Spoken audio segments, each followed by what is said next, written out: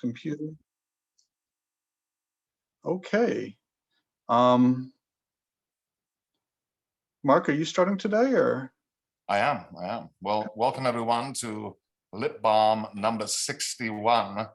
With an amazing lineup today. We have Diane K. Martin, Helen Ivory from the UK, Alyson Miller from Australia, and Fred Marchand was supposed to join us, but unfortunately his wife fell down the stairs last night and broke her hip and had to be rushed to emergency surgery.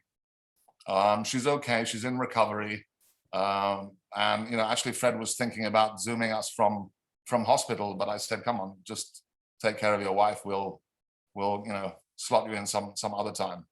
So I'm afraid he's not here tonight, but he sends you all his love, and he will return and be on Lit Balm in the near future as well. So to kick things off, as most of you know, us co-hosts normally read a poem or two. I'm going to start with Jonathan Penton, who founded Unlikely Stories, an electronic journal of literature and art in 1998. He's lent his editorial and management assistance to many literary and artistic ventures such as Mad Hat, the New Orleans Poetry Festival, Rigorous, and Big Bridge. In 2005, he founded Unlikely Books, which publishes 3 to 5 books of poetry a year. He's organized literary performances and performed himself across the United States. His poetry books are Last Chap from Virgin Press, Blood and Seltzer and Painting Rust, Prosthetic Gods from New Sins Press, and Standards of Acidity from Lit Fest Press in 2016. And more recently, the free e-chat book Backstories, which you can download from Jeffrey Side's Argotist ebooks. Jonathan, do you have something for us today? Thank you, Mark. So everybody, please bear with me. I'm not at my desk and I'm reading off the screen, which I don't normally do. I'm not very prolific, as the regulars know, so I tend to read something that we've recently published at unlikelystories.org. And today I'm going to read 2 poems by Ken Poynter that was published just a couple of days ago here at unlikelystories.org. This is called Conspiracy, again by Ken Poynter. It is my duty to cast doubt. I take the most innocuous of circumstances and fashion new twists, find hidden relations, review lost alternatives. History can have any number of plausible presents. The past does not lead anywhere. It is simply the collected breadcrumbs you have left in getting here. I highlight certain events, rearrange the breadcrumbs, and suddenly this happenstance looks more directed, a product, and not simply a point in the inevitable. Deny nothing. I have no conclusion, only the talent to see different roadmaps. Don't get me wrong, I do not doubt you were meant to be in this place at this time. The chain of events was known to play out just like this, ever since the first universal nanoparticle exploded into time and space and causality. Only with the trillionth of a second at the penumbra of the universe beginning was your situation not ordained. But forgive me if I see clearly, and underline the fact that what does not matter might have mattered, and that this deafness is still full of single and irrefutable caustically crystal notes. All right, and I'm going to read one more by Ken. This is called Flood. So this is the 500-year flood come again, just as it did last year. Rain for days up north and rain down south in the marshes, then the lakes full and Mr. Mississippi broadens at the shoulders. And we used to say, we got fun, but it isn't fun. Filling and stacking sandbags is just something to do to keep our minds off tragedy. Insurance clerks practice lowballing claims since people need money now, not in 6 months, when repair contractors can get to them. Muddy water and chemical overflow. A snake or two, with boys on high porches counting them go past, family dog huddled beside them, and parents thinking they should have gotten out. But you can't have a 500-year flood nearly every year. And will a boat come and we haven't fixed all the damage from last year? Weatherman says this rain will end by midnight. The crest will come through in 3 days. By next weekend, it will all be over. But no, it won't. Okay, next up here, we're going to hear from Cassandra Atherton. Cassandra is an award-winning writer, scholar of prose poetry, and professor of writing and literature in Melbourne, Australia. Wonder what awards she's won. She'll have to tell us. Her most recent books of prose poetry are Pre-Raphaelite, Leftovers, and Fugitive Letters. She is currently writing a book of prose poetry on the atomic bomb with funding from the Australia Council. I've read it, it's wonderful. Cassandra co-wrote prose poetry, an introduction, and the Anthology of Australian Prose Poetry. She is commissioning editor for Westerly Magazine. Cassandra, will you read for us today? Absolutely, absolutely, especially after we've started drinking early here. And I might need to get up and get another drink at some point of champagne for breakfast, but it's all good. Today, I'm going to read 2 poems about dance. So my previous life, I guess I'd say, I was a dancer and choreographer. And so there's a publication about dance, and I was commissioned to write a couple of pieces. And so these are 2 short prose poems on dance and choreography. The first one's called Lab Annotation, and it's after the amazing, amazing dancer Anne Reinking. You refashion my body into the image of a Fosse dancer, turned in toes, bent arms, curved shoulders. During rehearsals, I finger snap my way into your heart. Click, pause, click, pause.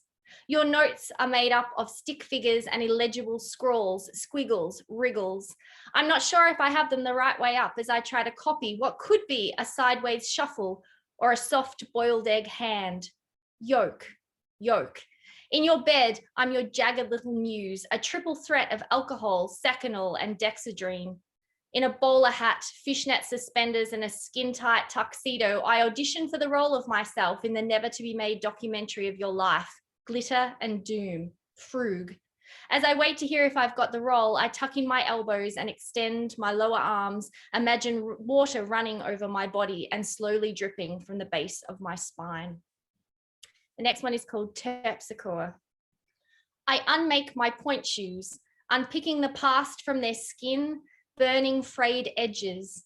They come apart with coaxing, my blade filleting the shank like I'm easing flesh from a fish's backbone. Heel on heel, I cup the toe box in my left hand, pressing down with the right. In the stiff resistance, I find memory, nights backed in silver where we breathed in our stasis and exhaled sorrow. In the soft release, I mark the arch and 3/4 the shank. When I peel the onion of the toe, it's like the ribboned layers of my epidermis being stripped away. And now I would like to introduce the brilliant Mark Vincennes. He is an Anglo-Swiss American poet, a fiction writer, a translator, an editor, a publisher, a designer, a multi-genre artist, and a musician. He's published 15 books of poetry, including more recently, Becoming the Sound of Bees, Leaning into the Infinite, The Syndicate of Water and Light, and Here Comes the Night Dust. Vincennes' newest collection, The Little Book of Earthly Desires, and a novella set in ancient China, 3 Taos of Tao, or How to Catch a Fortuitous Elephant, are both forthcoming in 2021 from Spite and Dival. An album of music, ambience and verse, Left Hand Clapping, is also forthcoming from Tree Torn Records. Vincennes is also a prolific translator and has translated from German, Romanian, and French. He has published 10 books of translations, most recently Unexpected Development by award-winning Swiss poet and novelist Klaus Merz with White Pine, and it was a finalist for the 2016 Cliff Becker Book Prize in Translation. His translation of Klaus Merz's selected poems in Audible Blue is forthcoming from White Pine Press in 2021. Vincennes is editor and publisher of, Mad Hat Press, and publisher of New American Writing. He's lived all over the world, from Brazil to China to Iceland to India. He was born, you know at the regulars, in Matilda Hospital on the Peak in Hong Kong, but he now lives on Firefly Farm in rural Western Massachusetts, overlooking Herman Melville's Greylock Mountain, and where there are more beavers, snapping turtles, black rats, and snakes than people. Over to you, Mark. Thank you, Cassandra. And I'm going to begin actually on that note with the first poem in my new book that I'm working on, which is called More Animal Poems. The bee beside me. His Majesty, Her Royal Highness, all the actors in their roles, the hard work of another might be this. You can listen to all the fairy tales, you can dig yourself into a crypt, but in the frenzy, the dance ensues. You can't help yourself, but you go with the general gaiety. A new strain of this has been found, a new hybrid of that, sweeter, more succulent. Don't navigate the tinier field and move the meadow all in on wasted breath. Follow the hummingbird. Every wing beat counts out her heart. Let's make this sweetness our calling. Naturally, in all her finery, the queen enters the chamber, dragging her long wings, turns to the chair and the chamber orchestra and says, "On with the encore," and the dance resumes. And this one is called "Said the Woodpecker to the Crow." There's a limb in my soup, an arm, I believe. It has fingers and nails and cuticles. Ah, said the crow, you know I believe in make-believe, and I'm not one for heavy makeup. As you know, I'm always dressed in black. Meanwhile, the woodpecker plucks the limb from her soup. There were strands of onion and leek dangling off the fingers. In a way, that's supposed to be there, said the crow. In another, the hand comes alive and offers to blow your nose. Something smells around here, said the woodpecker. That's the way I like it, said the crow. And one last piece. This is kind of perhaps from the human perspective. Ecstatic Anthropocene. Fiery balls of gas tunneling down into the ground or soaring up into space, flash lightning lines crisscrossing, an illogical route to the trained eye, perhaps to avoid the creatures who lie in wait, ready to devour you, bones, soul, and all. Therefore, the faith of many 100 million, all shuffling their way to work. From the ground up, things look different. The causeway is long but not wide, and here you feel the vapors of the sea, the wide-eyed crest of the curious waves. From all the four corners, they wish to be astounded, fire-breathing dragons, flying horses, bears reading Jane Austen in the trees. There was a quatrain I once knew. It went something like this. Beware the man on his way to work. Surely his umbrella is a parachute. Still, under the faint lettering painted on the eaves of the stock exchange, there's something else. A home is a haven. The dogs are having a feast. Look how the crows are joining in. And the rats leaping and dancing through the streets. Once a Pied Piper lived here, but that was long ago, long before the universe was born in another world in a different time. Over there, they played all year, many 100,000 all huddled together.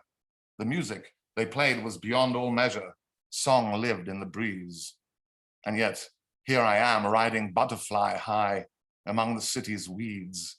And sometimes when a birth occurs along the river, or rather the canal, we all shed our shells, climb the walls, raining down rice and ribbons, skimming clouds, crying, yelping, bleating, crooning in utmost joy. Hold on to your hat. The dogs are having a feast.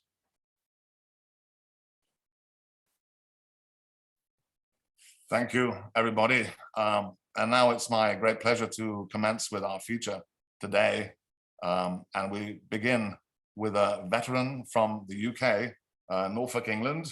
Helen Ivory is a poet and visual artist. Her fifth Blood Axe collection, The Anatomical Venus, from 2019, was shortlisted for last year's East Anglian Book Awards, and she won the EDP, East Anglian Writers by the Cover Award.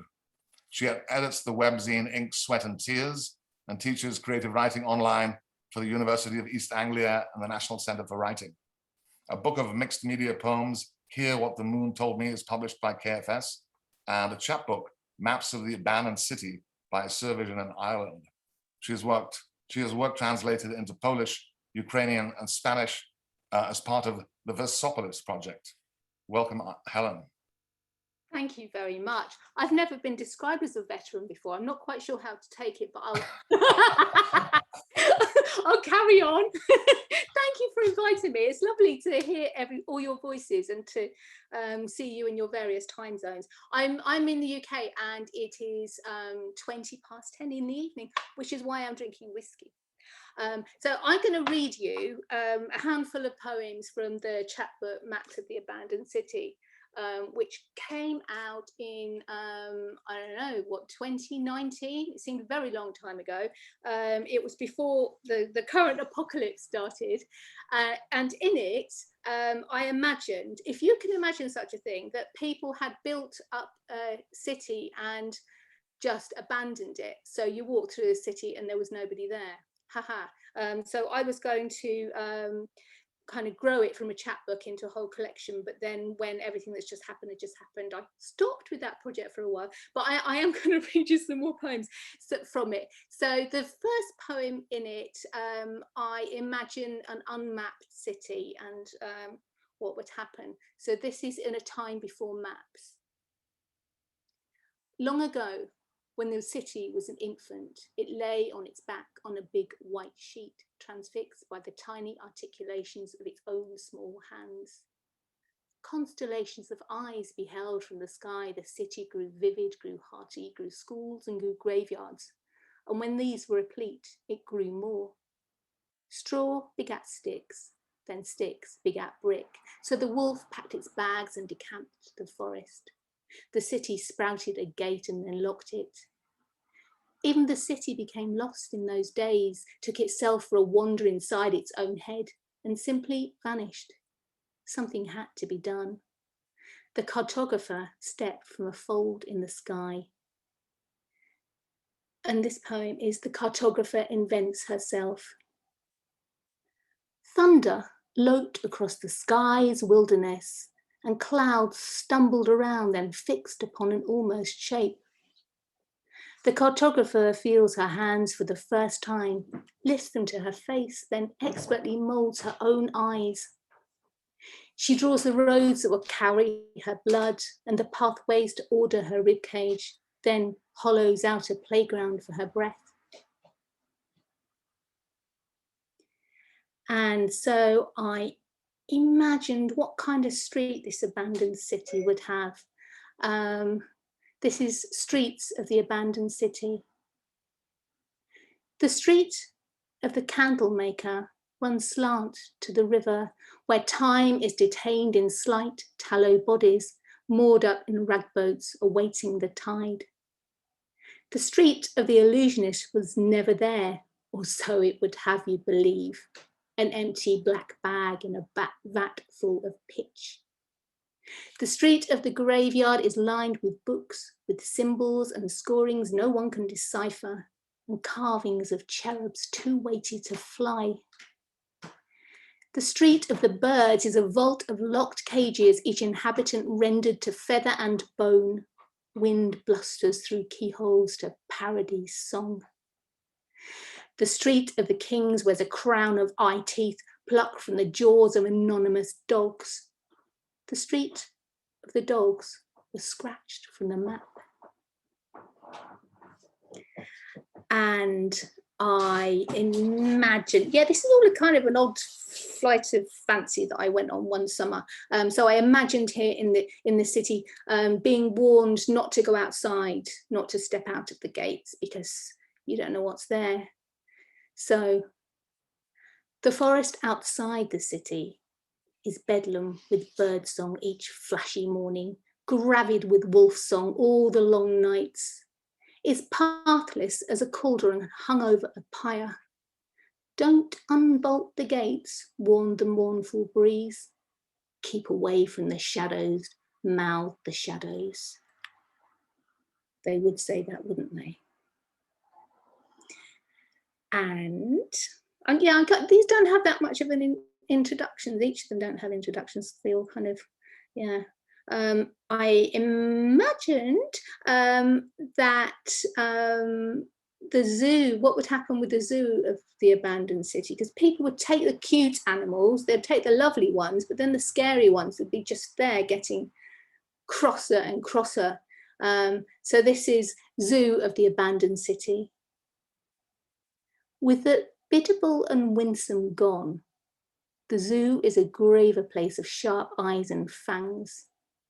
The small and portable are peaked, they've been deserted here, and funnel spiders have long memories.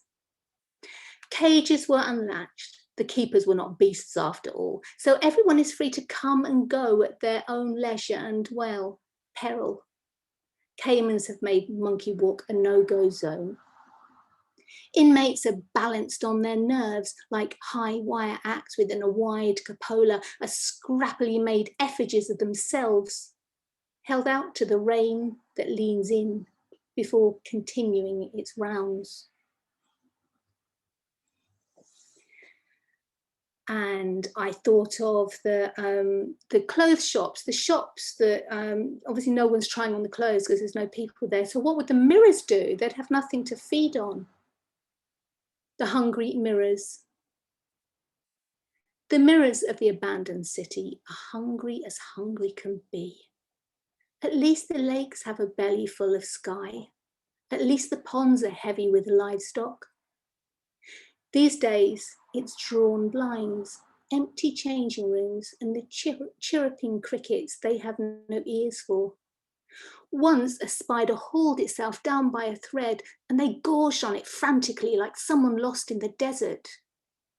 Ah, those starveling servants of vanity, we must pity them in their lean days, when all eternity is an empty greatcoat in the maw of an unlit corridor. And then the restaurants, of course, would be carrying on their own, no people there, but they'd be in the habit of things. Luncheon in the abandoned city.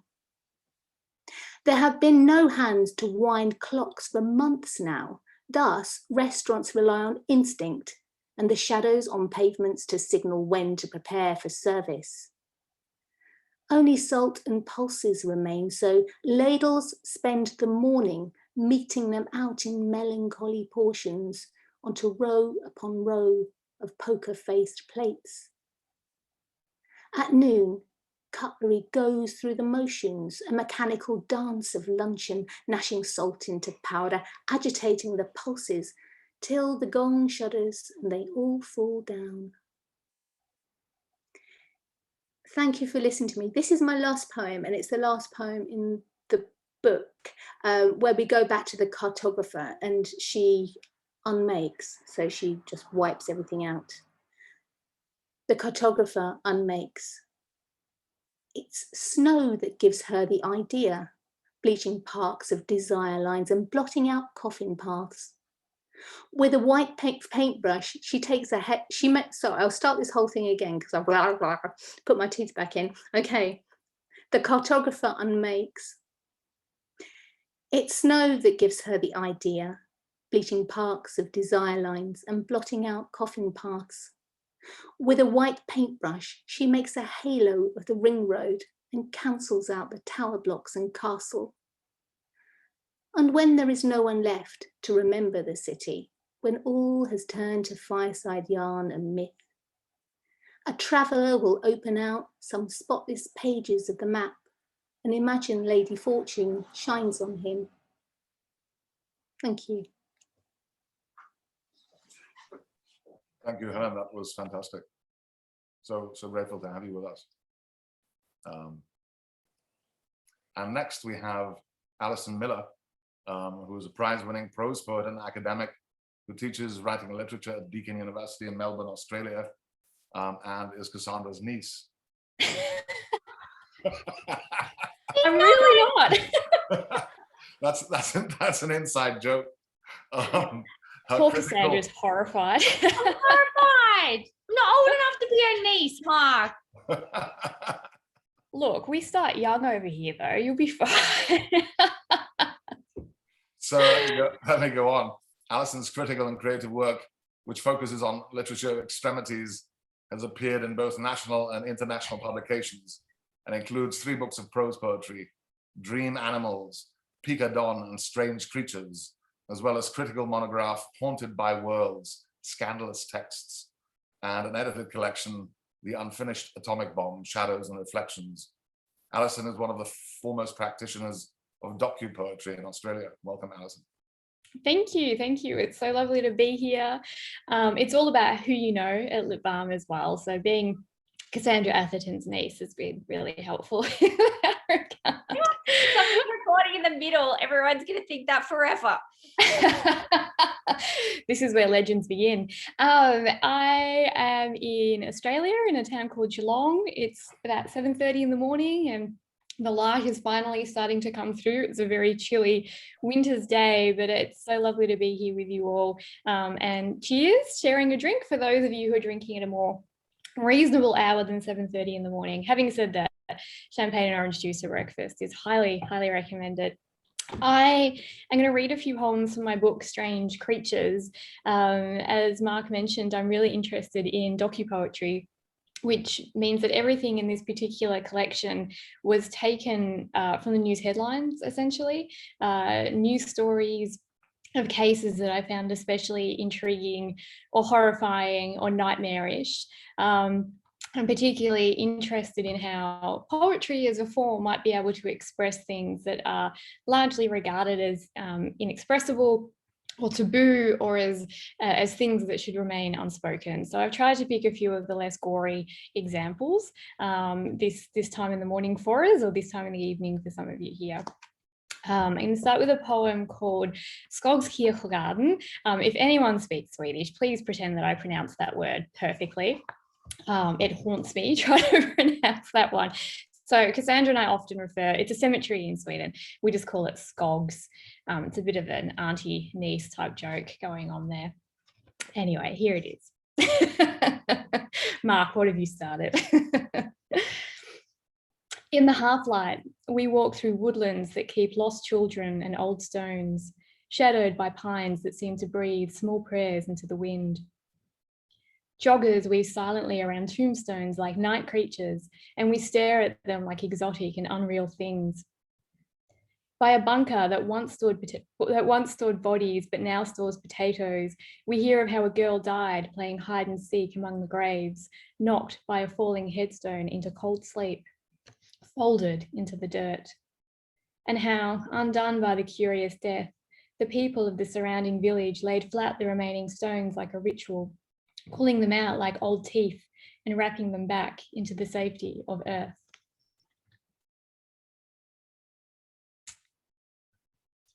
I'm not very good at poetic preambles, so I tend just to launch into them, but some of these are based from places that I've been, and this one is from a place I visited in Hong Kong, just up past the peak, actually, Mark. So maybe I walked past the place of your birth. Go past Matilda Hospital. That's the big question of the bio.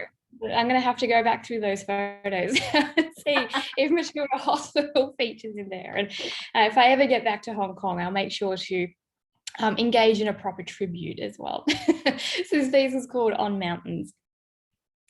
The mute light of morning, the air a dead weight pressed against lungs and chests. We breathe as though underwater, clothes sweat thick, wandering streets and bridges heaving with green life and commuters and the dull ding-ding of narrow trams.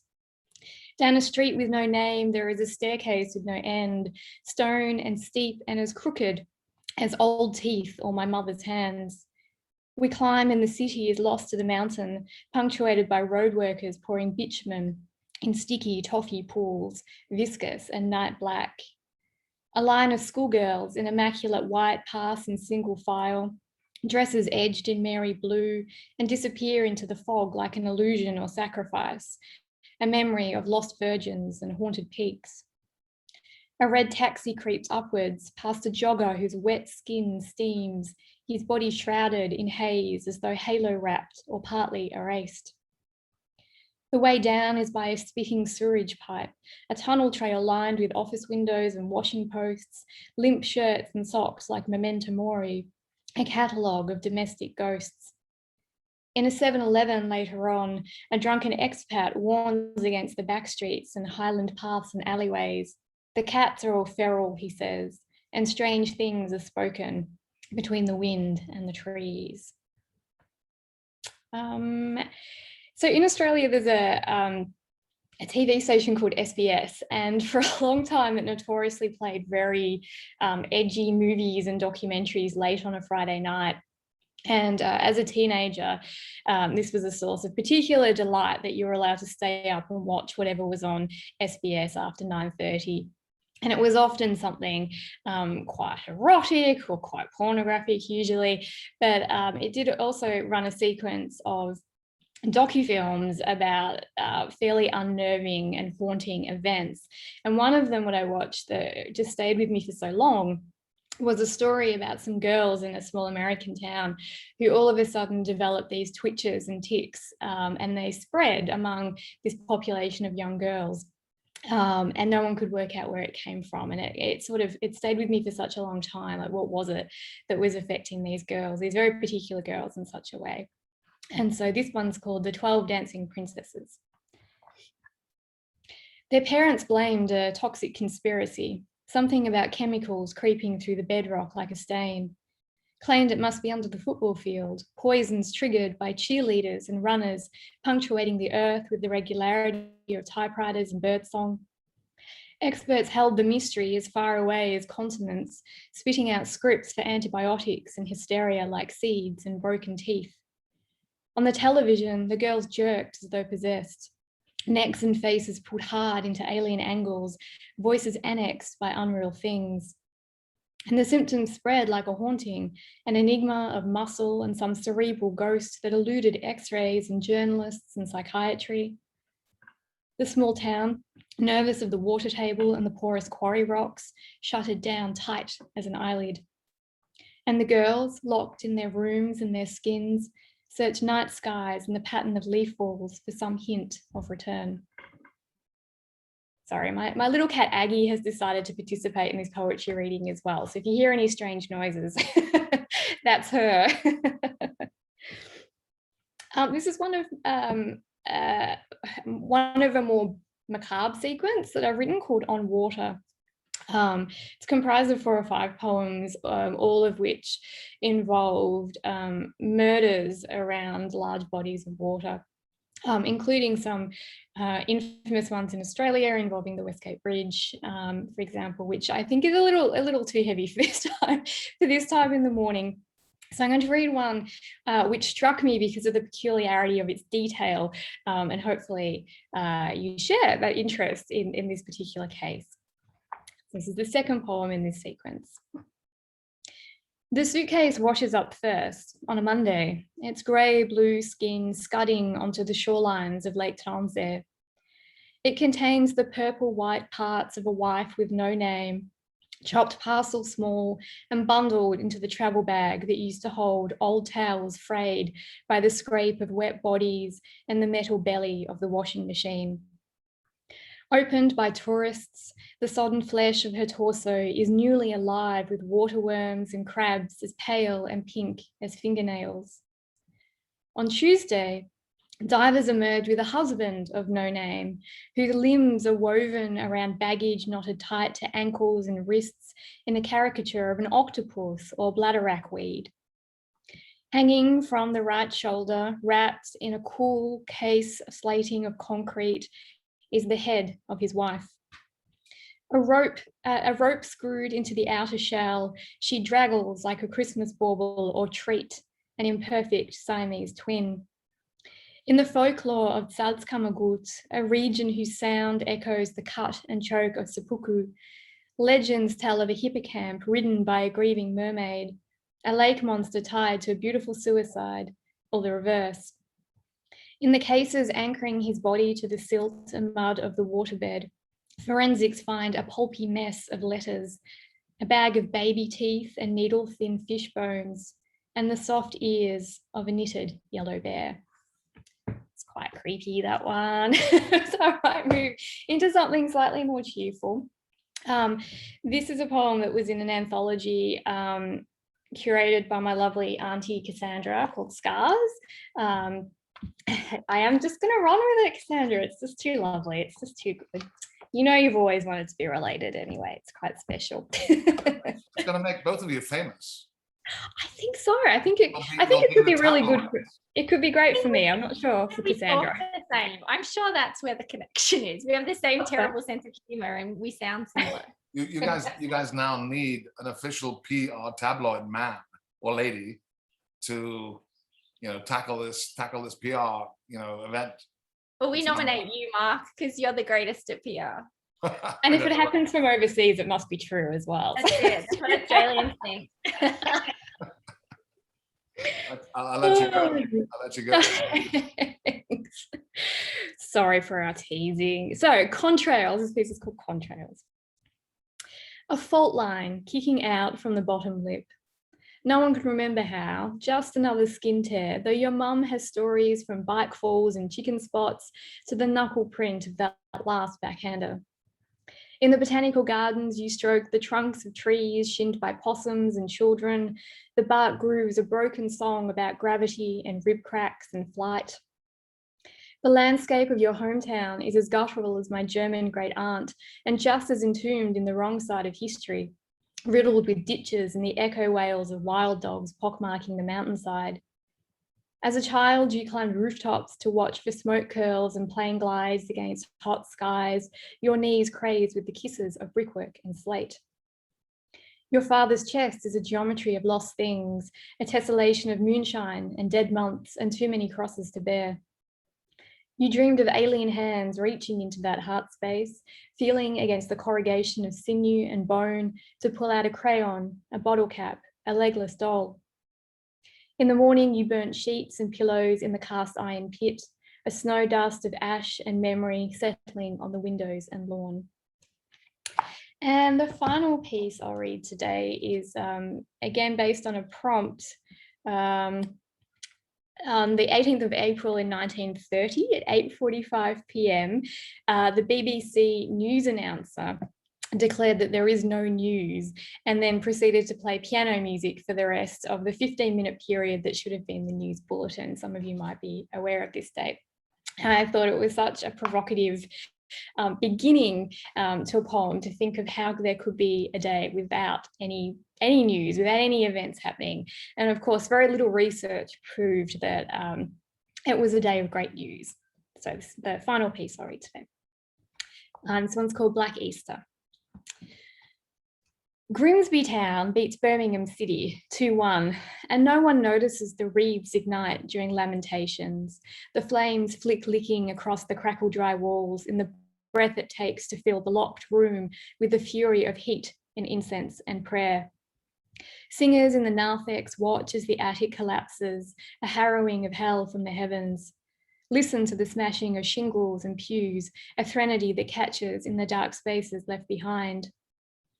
The morning after haze might be Chittagong, or the cigars of troops lit in the name of king and empire, the click pop of telegraphs, impropriety and guns. The baby came early for Margaret, number 3 for the Smiths, but one of 62,151 Roberts destined for Bert, Robbie, Rob, Bobby, Bob and Bo, the silent generation of senses and lung cancer and the midlife crisis. A typhoon in Leyte sinks 2 ships, rattles a chimney stone in Hoxton, causes 4 gulls to fall from the sky. Happy Jack Stivett's dreams one last time of the perfect pitch. In an airlocked London studio, a 10-word announcement before Wagner's Parsifal loops from Queen's Hall to sitting room speakers.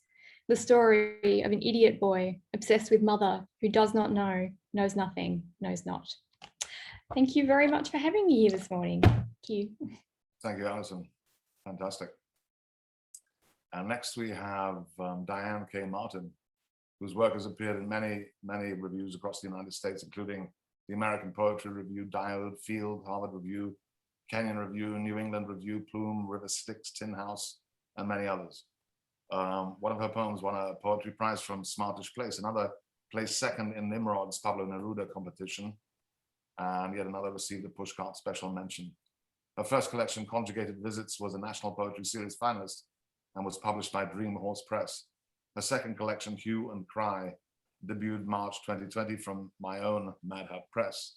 Diane spent the early part of her life back east and moved to San Francisco in her 20s. There, she attended San Francisco State and received an MA in English with a concentration in creative writing. After 36 years in San Francisco, she and her husband left the fog behind and now live in western Sonoma County in California. A third collection of poems, Tongue and Groove, is right now seeking publication, and Diane is working on a collaborative work called Stare with her husband, John F. Martin, a published photographer. Welcome, Diane. Hello. First, I wanted to say happy Juneteenth. It's an official holiday as of today. I want to thank my hosts, Mark Vincennes, Cassandra Atherton, and Jonathan Penton. I'm honored to be reading here on Lit Balm. I'm going to start with a couple of poems that were published in Hue and Cry by Mad Hat Press. Hue and Cry explores the world of art and also of women in art. It has 12 poems that are in the voices of the lovers, friends, wives, muses, and assorted women in the life of Pablo Picasso. I'm going to read one of them. This is a poem in the voice of Dora Maar, and she was Picasso's mistress in the 1930s, she shared him at the time with Marie-Therese Walter and with his wife, Olga. And she was a photographer, so she was an artist in her own right. The poem is called Dora Maar, Femme en Pleurs, 1937. Femme en Pleurs means woman in tears. There's some French in the poem, but you should be able to get it. D'abord, Picasso didn't make me up, create me out of clay, or construct me from cutouts. I was well known for my brains and beauty, for la photographie, before Éluard introduced us. My friends, les surréalistes, Man Ray, Breton, Éluard, could find me at Les Deux Magots most evenings playing five-finger fillet, blade aimed between unflinching fingers on the planked table. Blood would bloom on the pink roses of my gloves. Picasso kept those gloves as souvenirs. Picasso, I always call him that. You don't call Beethoven Ludwig, do you? Unless you are his mother. Picasso turned to Sabarte and Espanol praised my eyes, but of course I grew up in Argentina. When Éluard suggested a shoot of Picasso working at Rue La Boétie, all fell into place. Though there was always Olga flinging abuse, and the other he refused to give up, Marie-Therese. He liked to pit us against each other. It amused him to paint me in her green striped blouse, as if I'd ever wear anything that ugly.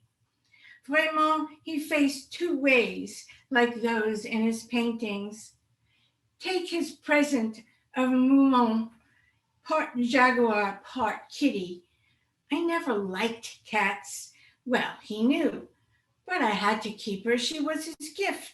What I liked didn't matter. And those paint splashes on the wall of my flat that his pencil transformed into spiders and beetles, I could not paint them over.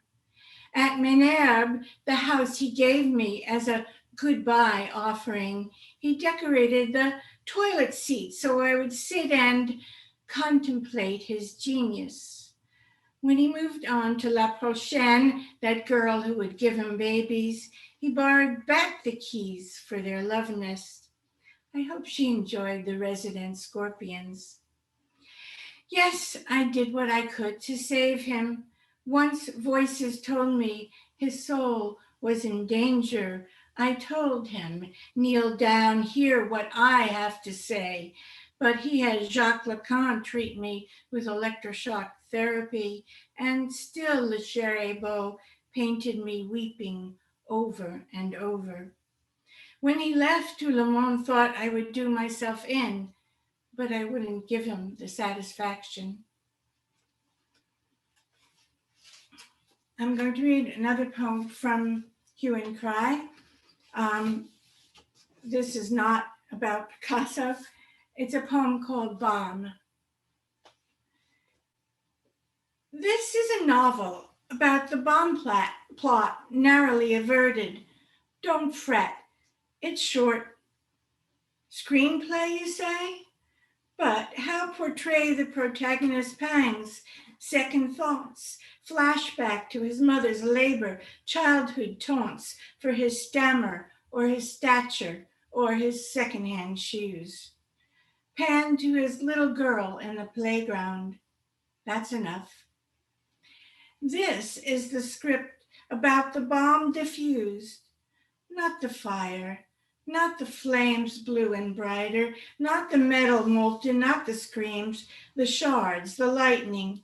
You can almost smell burnt hair, blood's tang, flesh roasting, but this is not about the pyre. In this one, your terrorist sleeps in. The 6-year-old, brow furrowed, concentrates on Jack's. Her terrier licks his privates beside her. She hums a tune she just made up. Tonight her papa will cook their supper. Her mama touches her brush tip to her lips, then to her paints.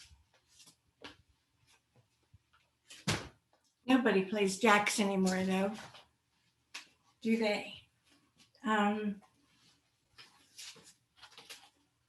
now I'm going to read a poem from the newer manuscript, Tongue and Groove. This poem is called Love Before Breakfast, and it takes its title from a photograph by Walker Evans. The photograph takes its title from a billboard pictured in the photograph of a movie, Love Before Breakfast, in which Carol Lombard has a black eye, and it is a comedy. The poem is in 3 parts. The first part is How to Choose a Life Raft. You don't think you'll need one, but imagine seas grown choppy, rain violent. The triggering mechanism must be fail-safe. You must know when to use it. The boarding ladder must be strong, easy to operate. Vessel unruly, handholds essential, high pressure, high winds. Wide exit required. Notice the clouds, rain violent. Crayola color ominous, color of a black eye. Rain violet. Don't know that color? Don't need it. Notice the barometer. Notice the sky. Part 2 is called Snapshots, Black and White. It was all black and white then. Don't believe me. A banana was pallid gray, and an orange was unrecognizable. The water fountain on the ferry said whites only. Still, we weren't to use it. He would give her something to cry about. If she knew what was good for her, she would do something with her hair. 3, Toll House cookies. She came bearing cookies and crying. She'd made them herself. She apologized. The second batch she saved. The first went flying. No one told her to cover her hair. She would remember next time. He told her she would remember next time. The second batch she saved. The first went flying. She said, my mind is a cat at the bottom of a well with sides too slick for climbing. I'm going to come back to that manuscript, but first I'm going to read another poem. This will be in the collaborative book that I'm working on with John. It's called Distant Galaxy Sends Out Radio Bursts. Unfortunately, I don't have the picture to show you that it will be with. Distant Galaxy sends out radio bursts, or any way we've received them, pulses, intentional or not, emanating from a star 3 billion light years away. Maybe just directions to propel a spacecraft, not some attempt to greet us, the hat-tip scent when life was single cell on Earth. Is this earthly experiment over? Was it good while it lasted? Blood, fever, cramps, paralysis, pain, panic, slavery, dismemberment, the rack, the wheel, the stake, also crucifixion. Darkness always, death and dying, small disillusionments, that well-oiled saddle, cured, polished, still just dead calf. But here, maybe this is planetary autumn and we're just deciduous, shedding our petals or cells, mere apoptosis, though what endures may not be our species after all. 1 teaspoonful of soil holding an eyedropper of stars, able to cure cancer and heartache, Keith's receding hairline, mix aortic valve.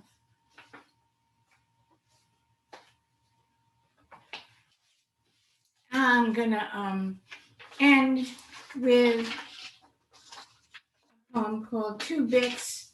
You might have to be old enough to know shave and a haircut, 2 bits.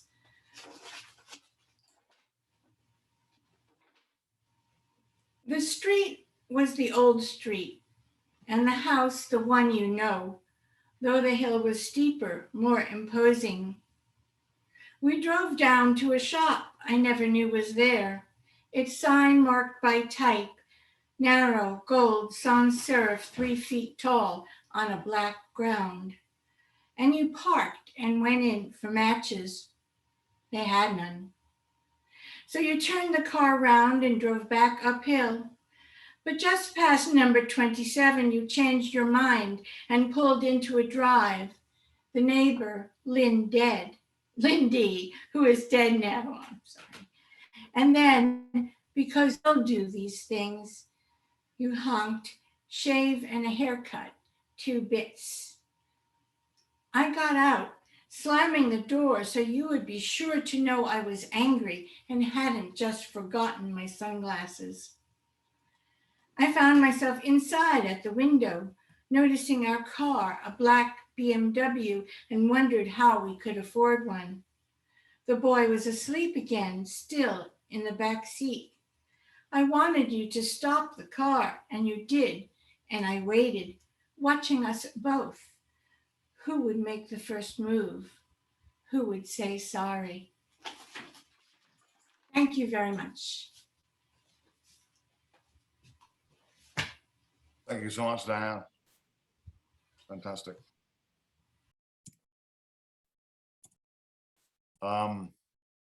So just a sort of a brief overview of what's happening in Lit Balm in the next few months. So next up, we have the launch of New American Writing on June 16 with Paul Hoover, Elizabeth Robinson, Wong Ping, Huang Fan, Mark Staton and Efrain Velasco Sosa, David Blair, and Carla Kelsey. So please join us for that. June 26th. June 26th, yeah? Did I say July? No, you said June 16th. Oh, sorry, June 26th. No. And then July 10, we have Timothy Donnelly, Valzania Mort, Danielle Blau, and Chase Twitchell. So please join us for those events. And also, I can inform you on the 31st and 1st of August, Lit Balm will be hosting the International Surrealist Poetry Extravaganza, which features over 24 poets and performers. And that will be running July 31, August 1, August 7, and August 8. So please do join us for those shows as well. And now I'm going to hand over the show to my dear friend, Cassandra. Hooray! I had to move because my computer was dying. So I'm in a different part of my hotel room. We have amazing readers for open mic. We have some of our favorites up. The first is the brilliant Bob Heeman. He's going to show us his t-shirt first because it's particularly gorgeous today and the color very much suits him. Bob. And for those of you that don't know, Bob is Mark's cousin. So there's a little bit of information for you all to digest. Bob, can we get you to read some of your magnificent work? But Cassandra, Yes, you can. he's my 7th cousin, so that doesn't really count. Yeah. Oh, doesn't it? Well, that's a shame. Twice, second cousin, twice removed, I think. Information. I want no credit that isn't due me. I want the moon only if it is permitted. I want the color green when it isn't alive and the color blue when it is. I want a word that can be repeated without changing. I want a woman who didn't just happen and an animal that wasn't just drawn on. I want to be folded into your dreams. Thank you. Oh, that's a beautiful one. That's very romantic for you, Bob. I love I Want a Woman Who Didn't Just Happen. And the ending, very nice. Loving it today. Thank you. Absolutely. Now we have the ridiculously talented John Wessex, who is going to amaze us, not just with what Alyson termed his obese wombat, but also with his amazing literary skills. So what have we got from you today, John? And look, another t-shirt. I feel compelled to ask, as I can only see the tip of it, what it would be. This is Ionios Books, who published a couple of my novels. Okay. Some free Yes. advertising. Hang on. Oh, and by the way, I have a piece in this publication called Unlikely Stories. I don't know if anybody here has heard of it, but I'll put a link. Jonathan's amazing journal. So there's a double header amazingness for you all to go over to Unlikely Stories and read John's piece. So this is a rant about one of those other poetry readings. It's called Do I Have Time to Read One More? No! Mastodon still roamed the earth when tonight's poetry reading began, but you wouldn't know that, would you? You arrived 10 minutes ago and cut in front of the 15 readers who are still waiting. 2 passed into menopause and 1 developed an enlarged prostate during the feature. You told the MC you had to run off to your daughter's wedding, which will happen next to your grandfather's simultaneous funeral across from the baseball field hosting your son's Little League playoff. If you're in such a rush, how did you find the time to read us 7 poems, your head down, staring at your paper so you didn't see the next reader on the open mic list die from old age? Honestly, it feels more like you read 17 due to your long-winded introductions. Much as it matters to you, the audience doesn't care about how the rhubarb marmalade you spread on your gluten-free toast inspired your poem. Each member has shown you more patience than that of the love child who would have resulted if Gandhi, Martin Luther King, and Mother Teresa had had a 3-way. For God's sakes, have some consideration. Some of us would like to visit our grandchildren before they become parents, walk among the pines before the sun swells to a ball of radioactive flame that engulfs the earth. That was amazing. I loved the rant. I absolutely loved the rant. My favorite bit's the gluten-free toast because, you know, we call them glutards here in Australia if they can't handle their gluten, because everyone loves gluten, right? It's the best thing about food. It's like, I'll have extra gluten on mine. But that was so funny and so well delivered. Thank you. Thank you so much, John. Our final open micer is actually Mark's neighbor, and that's not a joke. She actually is. Linda, you're going to have to give me an Australian accent kind of feature on how to say your last name. I'm going to go with Wolodka, but I bet it's wrong. You know, it is pronounced that way quite often. And how do I say it next But the Americanized way, which is probably not proper in Poland, is Waldika. Oh, really? Yeah, Wow. that's Americanized. Yeah. Wow. So it would be like Voldika. Yeah, you make it sound like, Dracula, Mark. Yeah, it was like, my name is Count Voldika. That's awesome. You know, Could I you- used to have a lot of fun doing a Transylvania accent. I've I won't- actually been to the Dracula castle, both of them, in Romania. I'd like to go to them, honestly. That's my thing. It's a bit Hollywoody. It's not quite, the way they say things are. It's like, yeah, there were 70 corpses in his cellar when he was, no, nothing like that. But anyway, I'll let you read. Yes, Okay. please read. I don't know what to read, but this is one, I don't know, it's kind of interesting. And it was published in, just so you know, Mark, there is in Northampton, actually Florence, which is a little town before it, they have the Florence Poet Society, and they put out an anthology once a year. And this was published in one of them. I've been in that organization since 2004, so I don't remember which year it was in, but First Prize is the name of it. This month, all over, 50 Shades of Blue makes life sad in a peculiar way. Spent teacup, cream turned sour, his last brush stroke less pronounced than the ones before. What is my nostalgia going to consist of? Story grids, jazz, my rock garden's newfound weeds, original poems. I want proliferation of all that is right in the future. For now, modest growth is in order. I want to reproduce all of it. Would any joy become of puzzles, past, present, future? Hypothetically speaking, take the Blue Prize ribbon winner to the county fair, show it off like he did those copper color clapboards he stripped and painted. Shutters all maroon and regal. He claims the shutters are sexy, shuts out our view or lets others see in. When downtown, I asked a passerby what kind of food he liked to cook. He answered, glazed duck. I smile while thinking about mallards floating in the pond next door. I reply, orange or raspberry glaze. It's the raspberry he likes. I pick wild raspberries each summer. Our emails exchanged for future culinary rendezvous. My bowl of berries overflows. Others simmer into syrup. I'm entering this batch of jam in the county fair. All maroon and regal. I bet I'll win. Thank you.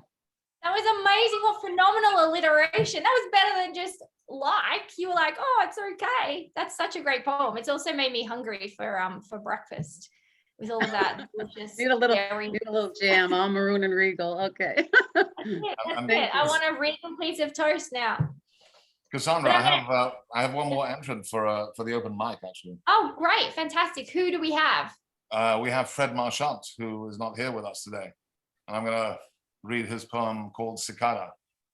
Wonderful. That whine is the sound of waste, rot, the frantic grinding inability to attend to anything but sheer thwarting of yourself, a dry corrosion, which some they say know, but you and I, my jaw clenched as you turn a page, you with a heart like drywall, I who would lace my arms with razors, then press them slowly to your lips, the metal taste mixing with flesh, and through gritted teeth I make the sound of you.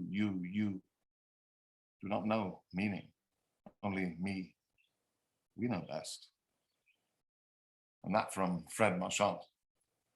So thank you, everybody. Thank you, Helen. Thank you, Diane. Thank you, Alyson. Thank you, Linda. Thank you, Bob. Thank you, someone else? John. Beg your pardon? John. John. Thank you, John. Yes, absolutely. I love that. I love that rant, John. And thank you, one and all, everyone in poetry and love. Here's Lit Balm signing off. 61st episode. Thank you all for being here. Fantastic. And let's live in love and poetry Good night, everyone. Good night. Bye. everybody. Morning. Night, Great reading as good always. morning. Thank you. Yeah, good morning, really. Good evening. Bye.